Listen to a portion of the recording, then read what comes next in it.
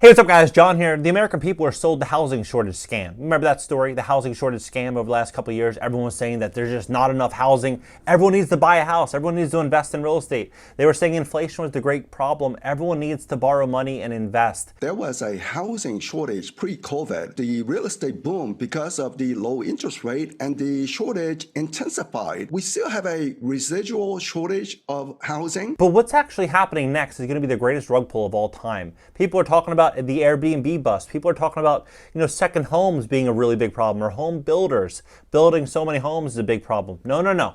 There's one pocket of the market that nobody is talking about that I believe is going to bring forward 20 million new home listings. Now, for context, right now in America, we have about 1.4 million home listings. So we're going to see home listings skyrocket over the next couple of years. And this isn't an opinion, it's fact. Look at this. Please hit the like button. When you hit the like button, YouTube's going to share this content to educate more people about what's actually happening in the US housing market. And today's video is sponsored by my company, GreatCreditFast.com. That's GreatCreditFast.com. If you have bad credit and you want to invest in this great wealth transfer, you're going to need to change that. We would love to give you a free strategy session, see how we can help you and fix your credit at GreatCreditFast.com. Take a look at this. Half of boomers and late Gen Xers who took early retirement during the first wave have fallen into poverty. Now, for context, people are talking about retirees slightly, but let's look at the American people. The average American put about 10% down. 10% as a down payment. 40% of all mortgages are taken out between 2020 and 2021 with record low interest rates. So when you're looking at this, the average cost of sale, selling a property, 8%, 9%. Think about realtor fees, closing costs, transfer taxes. People are basically upside down. Many people are upside down on their properties, considering now that interest rates have greatly impacted valuations. I mean, most people aren't going to go out there and spend $5,000 a month compared to renting a home for $2,800 to $3,000. $3,500. The cost of renting is much more affordable than home ownership today.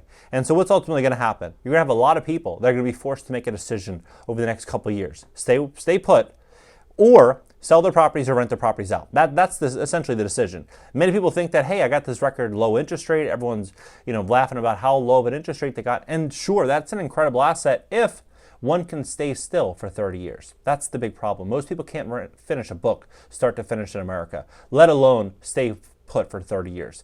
The average distance from the closing to sale of a property is about 8 years. That's the average, right? But if you look at what happened in the last couple of years, everyone was relocating from one area in which they were very familiar with to a new area because of societal trends, no income tax, new lifestyle. I believe that number is going to go from 8 years to 6 to 5.5. People are going to start relocating back and forth again. What is that going to do? We're going to start seeing more and more inventory. But look at what's happening with retirees, because that is speculative. Maybe those people will move, maybe they won't move. This is a guaranteed fact. Retirees, half of them are already in poverty, half. And they did not account for record high inflation. They did not account for this changing job market. They didn't account for record high interest rates, all of these things. Back in 2020, when they retired, when a lot of them retired, they did so based on the measure of safety, keeping their distance, doing all these different things that everyone was discussing back in 2020. But now look at where they are. So mortgage rates, if you have perfect credit, 7.416%. 7.416% for a 30-year fixed. If you have bad credit, call it 600, you're not getting a loan, right? You're not getting a loan. You're not going to get financing. If you have average credit in America, which is 698, it's 8.177%.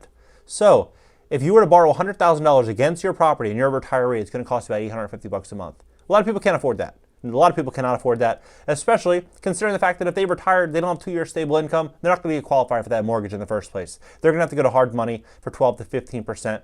They're going to step into a much more predatory situation, right? It's going to be a tough dynamic. So let's look at this. What percentage of U.S. population is retired? You have 16.9% of the overall American population is retired. You have a population of 336 million people. And so when you're looking at that, it's about 56 million retirees in America. 56 million, almost 57 million retirees in America, 80% of which are homeowners, right? 80% of retirees are homeowners, 56 million of them. And so that looks like 45 million homeowners of retirees, right? Which means if you take the entire housing stock in America, 143 million, divided by the pool of retirees that own homes, it's about 31% of the overall housing stock. Now, there are many retirees that are married. There's many retirees that maybe live with other family. There's many retirees that have a different situation. Maybe that number is not 31%. Maybe it's 20. Maybe it's 20%. Let's be conservative here. If it's 20% of the overall retiree population, they own properties, right? That means 1 out of 5 retirees own a home. And half of those retirees are already in a financial bind. That means 1 out of every 10 retirees, 1 out of every 10 homes in America is in financial hardship through the situation of retirees are in right now. So if you're looking at this, you're like, okay, 20% of the entire housing stock, that would mean essentially if half of those people are in a bind, that means 10% of the entire housing stock would be retirees that are in financial distress. That's a huge figure. That's a huge figure. Now look at what's going on right now. U.S. property taxes rose twice as fast last year than in 2021. You look at property insurance. Here's how much your home insurance will rise this year, according to a new forecast. Nationwide, the average cost of homeowner insurance is projected to jump 9%, or by about $150, according to a recent report by online marketplace Insurify. Homeowners in some states will see premium soars much higher than that. In Florida, the most expensive state for homeowners insurance, owners can expect to pay an average of $8,000 for premiums in 2023, a whopping 66% increase over last year. Inflation is partially to blame across the board. Price experts say that climate and rampant fraud are behind major premium increases. Now, Florida is a retiree state. We got 1.6 million, almost 1.7 million vacant homes in Florida, which is a huge figure. It's almost 17% of the entire housing stock in Florida is vacant property. Now you have all these retirees here living here on fixed incomes with record high utility bills. I mean, look at this. You got 20 million homeowners in America that have utility bills that they simply can't pay, right? 20 million. So you look at what's going on in Florida. For example, people are stepping into an affordability crisis with insurance, property taxes.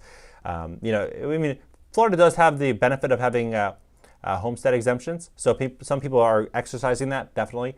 But for the most part, most people did not take into consideration and account for all these curveballs, especially retirees over the coming couple of years that just passed, 2021, 2022, 2023. It's getting harder and harder and harder for retirees.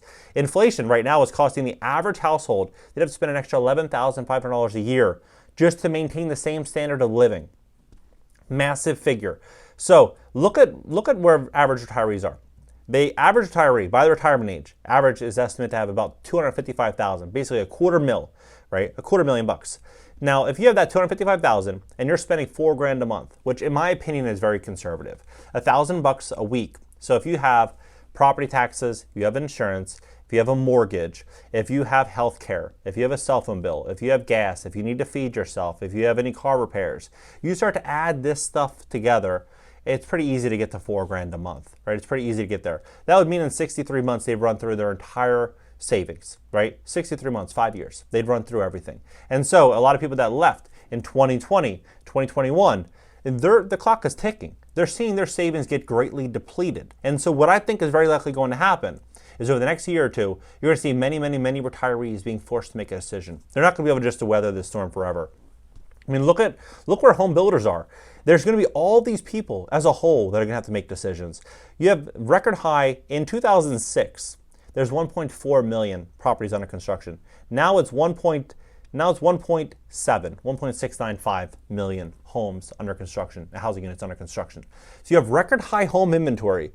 You have 40% of all mortgages in America that are basically at break even. They almost have no equity. 40%. That's a massive figure considering the numbers that I provided earlier in the video. And then you have these retirees that are in a very, very bad situation. You have all these people that invested heavily into Airbnb and second properties. You have this massive, massive bubble forming across every little pillar inside of the housing market with these record high interest rates. It makes things very, very challenging for people to borrow against their properties to get access to money. It's a really, really, really big problem. And nobody's really diving into where the everyday American consumer is. They're against the corner. That's what's happening. And people think that this housing market is going to continue to soar. Everything's going to be okay. No. People can't afford this. People can't afford the cost of living. And the cost of living, they say that they want to bring inflation down. The cost of living is only going to be going up. I can promise you that. It's only going to go up. Think about it. Every initiative going forward, through its energy transition to everything that's going on, it's inflationary. They're printing more money. They're increasing taxes. Everything is going to get much, much more expensive. I'm not saying this to concern anyone, but I'd rather people live in a state of truth so they can make smart financial educated decisions based on what's actually happening than live in some pipe dream fairy tale that is not reality. We were in the greatest bubble of all time, and we're now in the greatest rug pull of all time. And we're going to witness this in the U.S. housing market. And I do believe there's going to be a lot of people that are going to make a lot of money, a lot of people that are going to make smart, well-informed decisions based on true facts. But I think there's going to be a lot of people that are going to ignore these facts. What do you think about this entire situation? Drop it below, hit the like button, add me on IG for content you won't get here. And if you need help fixing your credit, we would love to help you at greatcreditfast.com, and I'll catch you in the next video.